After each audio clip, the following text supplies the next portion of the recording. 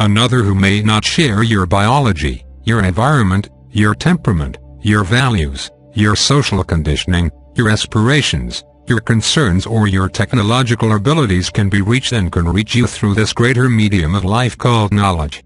Something that seems so evasive, so rare or so ephemeral is in actuality the very essence of life. And, in like manner, the things that seem so grand, so powerful, so overwhelming, so magnificent and so dominating are the very small things of life. This recognition represents a great reversal in thinking and a great breakthrough in understanding. Knowledge is an essential emphasis when we speak of the greater community because knowledge is the only part of your mind that cannot be influenced, corrupted or controlled. Your personal mind can be and is corrupted, influenced and controlled by your media, your government, your primary relationships and so forth. However, knowledge within you is incorruptible. You can misapply it and misinterpret it, but you cannot corrupt it. It is divine. It is beyond your reach. The world cannot corrupt it, for it is beyond the reach of the world. That is why it is the source of your freedom in life. That is why it is the source of your true integrity in life. And that is why it can carry out your mission without your mission being perverted or destroyed. You may try to pervert or destroy your mission, but at the level of knowledge, it is still intact. When we say that you cannot grab hold of knowledge and use it, we mean that you cannot spoil it and you cannot violate it.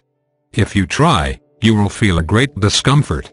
You will feel tremendously ill at ease with yourself. This discomfort is something that is pervasive in human experience. Even without knowing what knowledge is or where it lives or how it functions or what it knows, whenever you do something that goes against the direction of knowledge, you will feel this discomfort, this disassociation from yourself. You will feel ill at ease.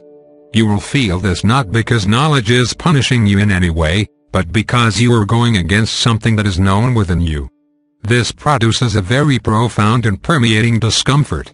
No amount of therapy, pleasure, escape or preoccupation can free you from this discomfort. You must bring your life into harmony with knowledge within you. This you can experience, and your experience will be the evidence that you are either succeeding or failing in this regard. The discomfort that results from being at variance with knowledge is very deep and profound. It is not something at the surface of your mind. Many people are so compromised in their activities, their values and their pursuits that they have adjusted to this discomfort. This discomfort represents how they feel and how they live. This discomfort accounts for all the desperate attempts at escape, addiction, avoidance, self-deception and other forms of dishonesty that are so manifest here. However, beneath all of this is knowledge. You may call it spirit. You may call it spiritual mind. But it will transcend your definitions, whatever you call it. The way to knowledge is the way to divinity and to the realization of your greater purpose and meaning in life. In the greater community, this takes on an even greater meaning. Here knowledge will enable you to transcend your ideas, your customs, your beliefs and the ideas, customs and beliefs of your own world in order for you to gain something more complete, more universal and more translatable. In the greater community context, you must focus on something that is fundamental that you share with all other forms of intelligent life. This exists at the level of knowledge, not at the level of intellect, personality, culture or custom. The greater community way of knowledge represents religion in the greater community. Therefore, it represents a greater context for religious experience and expression everywhere in the world. If you take religion away, you have spirituality, for religion is all that is built upon spirituality in an attempt to sanctify it, to recreate it, to validate it and to assure its furtherance in your experience. Knowledge is the source of your spirituality, and it has been placed within you. It is a gift, and we are reintroducing you to it. It may seem new to you though it has been with you all along. To value knowledge and to accept its reality and to move towards it, you must reach a certain threshold in life. Here the world must disappoint you enough so that you will question whether it can satisfy you at all. Here you reach a threshold in your own life and in your own way where you come to know that there is something greater in your life that is waiting for you, that is calling for you, that is given to you and that abides with you.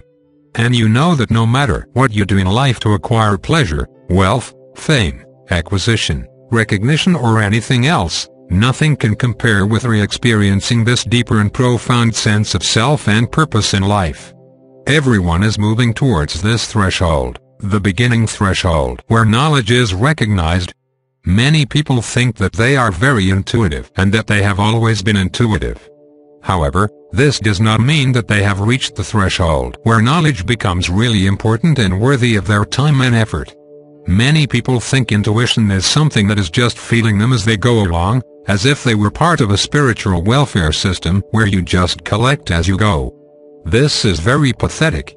You will never find the source of your purpose or inspiration with this approach, and you will never take responsibility for what you yourself must learn and do to begin to walk the way of knowledge and to take the steps to knowledge. Knowledge is related to your ability to know. We also call it the knowing mind. However, the problem with presenting it as the knowing mind is that many people think that they have a knowing mind that they can tap into at any moment. This is not the case. Knowledge reaches you. What you can do is prepare yourself for knowledge by learning to become still and receptive, by learning to suspend your judgment, and by setting aside your preferences, your compulsions, your ideas and your beliefs long enough so that something greater can be revealed to you. You prepare yourself for knowledge. You cannot lay hold of it, grab it and use it for yourself. This is for your protection. Something great lies within you. It is not yours alone to own and to possess. It is something you share with all life. Whether you have had a religious upbringing or no religious upbringing, no matter what faith you were born into, you have knowledge living within you. If knowledge can find expression in your life, then a greater value, a greater meaning, and a greater purpose can be demonstrated through your experience. The impact of this upon others will be profound and life-changing. The expression of knowledge can change another's life forever. Nothing you can do for others, even feeding them if they're hungry, can compare with this gift. However, you yourself do not give it. You allow it to be expressed through you, and the gift is then given to another. In the greater community, knowledge is as rare and valuable as it is in the world. And, of course, there's much deception about who has it and what it is, as there is in this world. Knowledge is the most valuable and precious gift and ability you have. It will enable you to recognize and to discern others. It will allow you to see what others cannot see, to know what others cannot know, to say what others cannot say and to feel what others cannot feel. Knowledge brings you to the forefront of life, your life and life all around you. It restores your body and renews your mind and brings all the divergent feelings and motives within you into harmony and into a balanced approach to life. Nothing else can integrate you but knowledge. No idea, no ideal, no method, no teacher and no power can do this except knowledge. The evidence of knowledge can be found if you look for it. Amongst all the other manifestations of life, you will find the evidence of knowledge if you seek for it. Knowledge does not display itself. It does not make a show, yet it is always there. You can find it if you look, but you must look, and you must look with open eyes, not with greedy eyes or self-seeking eyes, not with eyes seeking self-validation or self-glorification. Indeed, as you seek it, you will likely have to give up even your spiritual ideas and beliefs because knowledge will be beyond them. Never think that you fully know what knowledge is and what it will do. To do so is to close your mind to knowledge. Knowledge is an involvement moment to moment. It is an opening in yourself based upon a deeper need and a greater trust. Claim knowledge for yourself and you will lose it. Open yourself to knowledge and it will return to you. With knowledge, you will understand the greater community presence in the world. You will have insight here. With knowledge, you will be able to see the outcome of a relationship before it even begins. With knowledge, you will be able to see destiny in certain things and in certain activities. Knowledge will lead you here and prevent you from going there. Knowledge will engage you with this person but not with that person, all without judgment or condemnation. What could be more natural to you, to your experience and to the very core of your being than the experience of knowledge itself? So fundamental is this that most people miss it entirely. It is like a sound that is always sounding, but people cannot hear it because they are only listening for other things. To come to knowledge, you must prepare for knowledge. This you cannot do alone. To learn knowledge at the level of the greater community, you must learn the greater community way to knowledge. You cannot teach this to yourself by reading books or by taking different practices or ideas from different traditions. Formulate your own approach and you will stay exactly where you are.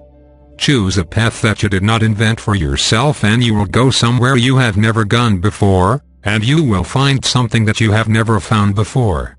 Let knowledge carry you forward, not your preferences, ideas or ideals. This represents real spiritual development in the world. It is this development that is advancing your race, that advances all other races, and that keeps knowledge alive in the world and throughout the greater community. This is the purpose of the Creator, to keep knowledge alive in the universe. To the extent that this can be done, all beings everywhere have the possibility for advancement towards reunion and complete harmony with life itself.